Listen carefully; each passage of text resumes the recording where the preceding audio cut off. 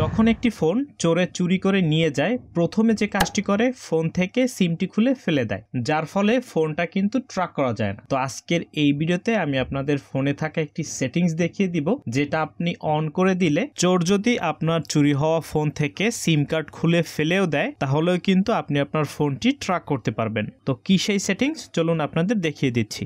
তো প্রথমে আপনি আপনার ফোন থেকে সেটিংসে চলে যাবেন, তারপর স্ক্রল করে একটু নিচে চলে যাবেন, তারপর এখানে একটা অপশন পাবেন গুগল নামে, অনেক ফোনে অ্যাকাউন্ট নামেও থাকে। তো এখান থেকে গুগলে ক্লিক করবেন, তারপর এখান থেকে অল সার্ভিসেসে ক্লিক করবেন, তারপর এখান থেকে এই যে ফাইন্ড মাই ডিভাইস এটাতে ক্লিক করবেন।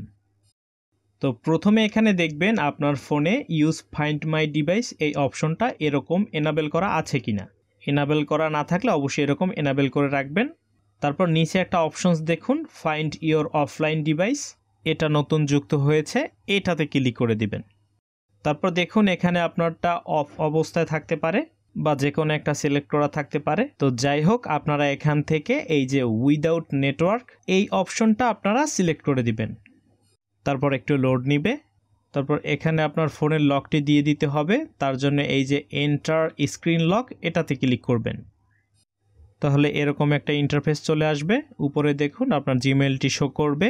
তো এখানে দেখুন রয়েছে এন্টার পিন, এখান থেকে আপনার ফোনের পিন অর্থাৎ আপনার ফোনে যে লক রয়েছে পিন কোড দিয়ে সেই পিনটি এখানে দিয়ে দিবেন। তো ফোনের পিন লকটি দেওয়ার পরে এখান থেকে নেক্সটে ক্লিক করে দিবেন।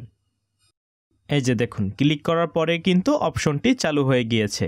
এখন যদি আপনার ফোনটি চুরি হয়ে যায় এবং চোর যদি আপনার ফোন থেকে সিম কার্ড ফেলেও দেয় তাহলেও কিন্তু আপনার ফোনটি খুঁজে বের করা যাবে, অর্থাৎ ফোনটি ট্র্যাক করা যাবে।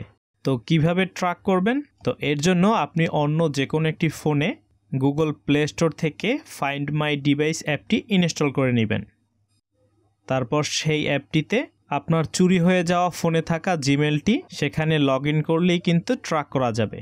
তো এ সম্পর্কে আরও বিস্তারিত জানতে আমার কমেন্ট বক্সে কমেন্ট করবেন। তো এই রিলেটেড একটি ভিডিও তৈরি করে দেখিয়ে দিব। তো আপনারা এরকম সেটিংসটি অন করে রেখে দিবেন, তাহলে কিন্তু আপনার চুরি হয়ে যাওয়া ফোনটি ট্র্যাক করতে সুবিধা হবে। তো এই ছিল আজকের ভিডিও। এরকম ভিডিও পেতে আমাদের চ্যানেলটি অবশ্যই সাবস্ক্রাইব করে দিবেন। ভিডিওটি ভালো লাগলে অবশ্যই লাইক দিয়ে দিবেন, কোনো প্রশ্ন থাকলে কমেন্ট বক্সে জানাবেন এবং শেয়ার করবেন। ফিরছি নতুন কোনো ভিডিওতে। Till then take care.